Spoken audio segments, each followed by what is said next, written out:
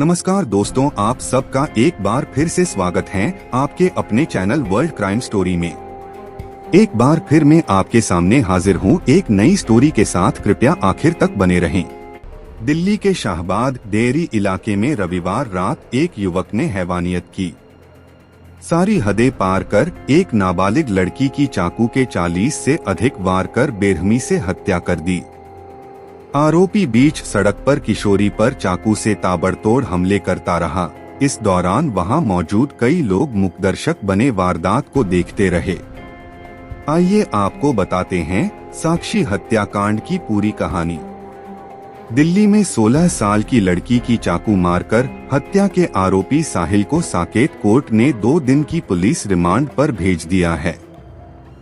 रविवार रात सरेराह साहिल ने चाकू से ताबड़तोड़ वार कर एक किशोरी की हत्या कर दी थी और लोग तमाशबीन बने रहे। लड़की के सिर पर साहिल 20 ने पत्थर से भी 6 बार वार किए थे, जिसके बाद वह बुलंदशहर में स्थित अपनी बुआ के घर जाकर छिप गया था, जहां से पुलिस ने उसे गिरफ्तार किया। हालांकि साहिल ने गिरफ्तारी से बचने के लिए अपना मोबाइल ऑफ कर लिया था ताकि उसकी लोकेशन का पता न चल सके, लेकिन साहिल की बुआ के एक फोन से आरोपी की लोकेशन मिल गई और वह पुलिस के हत्थे चढ़ गया। बाहरी उत्तरी दिल्ली के शाहबाद डेयरी इलाके में रविवार रात एक युवक ने हैवानियत की सारी हदें पार कर एक नाबालिग लड़की की चाकू के 40 से अधिक वार कर बेरहमी से हत्या कर दी। आरोपी बीच सड़क पर किशोरी पर चाकू से ताबड़तोड़ हमले करता रहा। इस दौरान वहां मौजूद कई लोग मूकदर्शक बने वारदात को देखते रहे।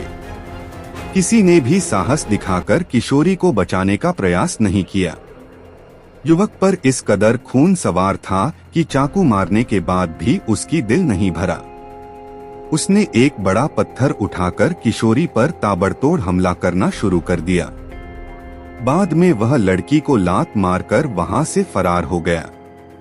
समाचार एजेंसी एएनआई के मुताबिक दिल्ली पुलिस सूत्र ने बताया कि लड़की की हत्या करने के बाद आरोपी साहिल रिठाला गया और वहां उसने हथियार फेंका। इसके बाद उसने पेशेवर अपराधी की तरह पुलिस को चकमा देने के लिए 2 बुलंदशहर जाने के लिए 2 बसें बदली। वह सोमवार तड़के 4 बजे बुलंदशहर स्थित अपनी बुआ के घर पहुंचा था। हत्या के बाद से ही साहिल का फोन बंद था। बेखौफ साक्षी पर हमला करता रहा साहिल। उधर सोमवार को हत्याकांड का दिल दहला देने वाला सीसीटीवी फुटेज सामने आया है। करीब 1 मिनट 26 सेकंड के वीडियो में साहिल बीच गली में साक्षी पर हैवानों की तरह हमला करता दिख रहा है। हैरान करने वाली बात यह कि वारदात के समय गली में खासी चहल पहल थी, लेकिन आरोपी बेखौफ साक्षी पर हमला करता रहा। साक्षी पर चाकू के 35 से 40 वार किए। किसी ने भी साहस दिखाकर आरोपी को रोकने या पकड़ने का प्रयास नहीं किया। अलबत्ता एक लड़के ने थोड़ा हिम्मत दिखाकर एक बार साहिल को पकड़ने की कोशिश की, लेकिन साहिल के सिर सवार खून को देखकर वह भी पीछे हट गया। आरोपी ने साक्षी पर चाकू के 35 से 40 वार किए। इसके बाद भी जब उसका दिल नहीं भरा तो उसने पास में पड़ा एक बड़ा पत्थर उठाकर साक्षी को मारना शुरू कर दिया। हमला करने के चंद सेकंड बाद आरोपी दोबारा वापस आकर पत्थर से हमला करता है। बाद में बड़े ही आराम से पैदल चलकर वहां से फरार हो जाता है। घटना के बाद पुलिस आरोपी साहिल के घर पहुंची, लेकिन यहां कोई नहीं मिला। इसके बाद पुलिस ने सर्विलांस की मदद ली। इस बीच साहिल की बुआ ने बुलंदशहर से फोन कर साहिल के पहुंचने की जानकारी उसके पिता को दी। इस कॉल से ही पुलिस को साहिल की लोकेशन मिली। सुबह 4 बजे पहुंचा, किसी को कुछ भी नहीं बताया। मीडिया रिपोर्ट के मुताबिक पुलिस साहिल के पिता को साथ लेकर बुलंदशहर के पहासू थाना क्षेत्र के गांव अटेरना पहुंची और साहिल को गिरफ्तार कर लिया। अटेरना से पकड़े गए साहिल की बुआ के पुत्र अमन ने बताया कि साहिल सोमवार तड़के करीब 4 बजे उनके घर पहुंचा था।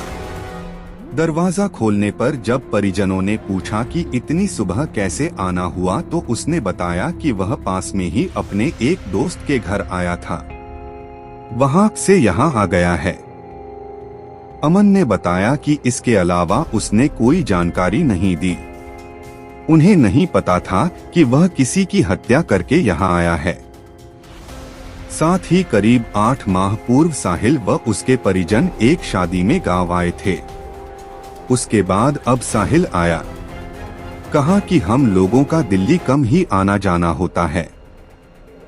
शरीर पर चाकू के मिले हैं 16 घाव, खोपड़ी भी टूटी पाई गई। उधर प्रारंभिक पोस्टमार्टम रिपोर्ट में साक्षी के शरीर पर चाकू के 16 घाव मिले हैं और खोपड़ी भी टूटी पाई गई है। दिल्ली पुलिस की पीआरओ सुमन नलवा ने बताया कि साहिल और साक्षी 3-4 साल से रिश्ते में थे। साक्षी की ओर से बातचीत बंद करने और पुराने दोस्त से नजदीकी बढ़ाने पर साहिल नाराज चल रहा था। उसने कई बार साक्षी का पीछा किया था। अब तक की पुलिस की पूछताछ में आरोपी ने खुलासा किया है कि साक्षी उसे दरकिनार कर दूसरे लड़के से बातचीत करने लगी थी। जिस युवक से साक्षी बातचीत कर रही थी, उससे साक्षी की पहले से दोस्ती थी। साक्षी साहिल से दूर होना चाहती थी, लेकिन साहिल उसे छोड़ना नहीं चाहता था। शनिवार को भी साहिल और साक्षी के बीच विवाद हुआ था। इसके बाद साहिल ने साक्षी की हत्या का प्लान बनाया था। एसी मैकेनिक है साहिल। पुलिस को पता चला कि किशोरी अपने पिता, मां और छोटे भाई साथ जेजे कॉलोनी शाहबाद देरी इलाके में रहती थी। उसने 10वीं कक्षा की परीक्षा दी थी, लेकिन कुछ दिन से वह परिवार से अलग अपनी एक सहेली के पास रहती थी। उसकी इलाके में रहने वाले साहिल से दोस्ती थी। जांच में सामने आया कि आरोपी साहिल शाहबाद देरी इलाके में परिवार के साथ किराए के घर में रहता है। साहिल के परिवार में 3 बहनें, मां और पिता हैं। पिता मजदूरी करते हैं। साहिल एसी मैकेनिक है। वह एसी और रेफ्रिजरेटर की मरम्मत करता है। साक्षी का साहिल के साथ किसी बात को लेकर मनमुटाव हो गया था। रात में किशोरी अपनी एक सहेली नीतू के बेटे के जन्मदिन की पार्टी में जा रही थी। इसी दौरान साहिल ने उसका पीछा किया और एक जगह पर रोक लिया। दोनों के बीच किसी बात पर कहासुनी हुई और आरोपी ने उस पर चाकू से ताबड़तोड़ हमला कर दिया। साक्षी के माता-पिता ने की फांसी की मांग। साक्षी के माता-पिता ने बेटी के हत्यारे साहिल को फांसी दिए जाने की मांग की है।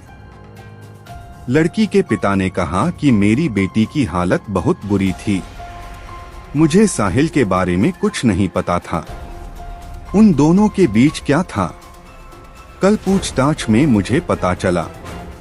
मेरी बेटी का स्वभाव अच्छा था।